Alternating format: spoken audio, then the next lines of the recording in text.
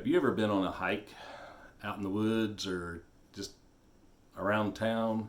Go on a hike and you come to a T or a Y in the road, a split.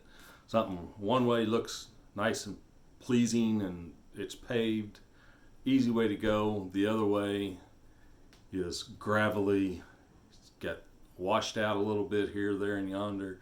Got limbs laying down in the road. Don't look like a very pleasing way to go. And aren't you often asked, which way should I go? To us, the easier way, the paved road, is the way that most people go. And when you go those ways, the easy way is not necessarily the correct way to get there. I've been asked many times in my lifetime, where do you live? Or how do you get there? And a lot of times I'll say, well, you can't get there from here. And which is a true statement of a lot of things in our lives. I'm going to read to you out of Matthew today. I'm going to read Matthew chapter 7, starting at verse 13. It says, "Enter through the narrow gate, for the gate is wide and the road is broad that leads to destruction, and there are many who go through it. How narrow is the gate and difficult the road that leads to life, and a few find it." I want to talk about the easy way and the hard way. The easy way is just continue doing what you're doing. Don't do anything different. Just make it easy. I mean, go on. You've accepted Christ, right? Isn't that your ticket to heaven? Isn't that the way you get there? Well, yes and no. That's the first step. What do you do after that? Which way do I go? I've accepted Christ. Now, which way do I go from here? The easy way or the hard way?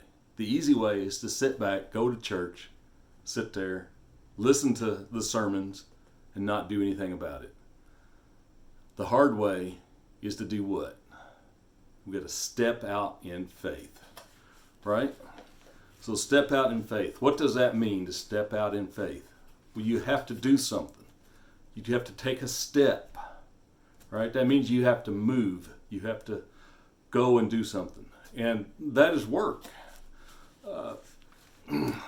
There's Sunday school classes that need to be taught. There's children that need to be taught the way they should go, not just to be watched and let them do what they want to be done.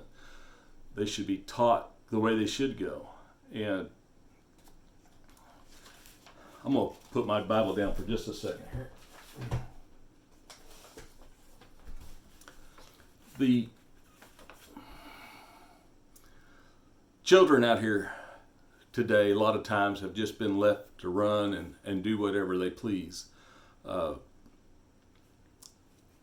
I had a drug problem when I was a child. I was drugged to church every Sunday.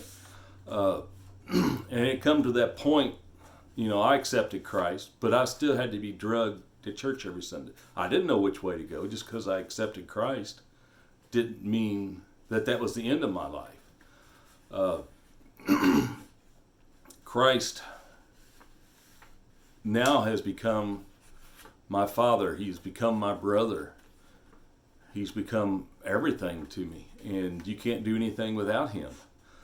The hard part about that is, now in my age, I've accepted to go out and share what Christ has done for me and what he can do for you.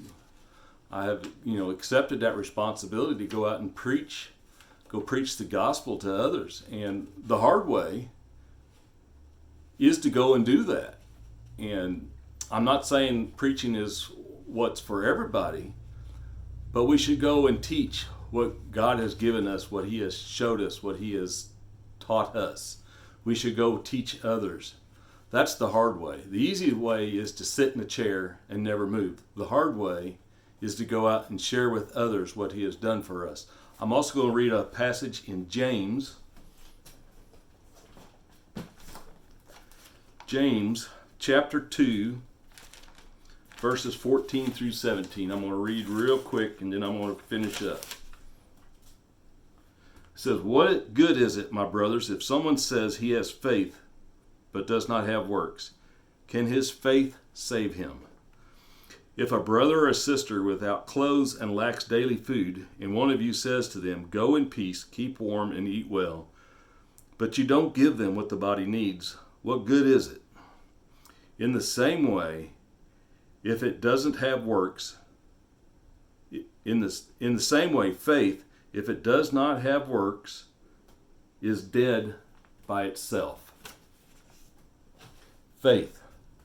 It's dead by itself. We must go out and work.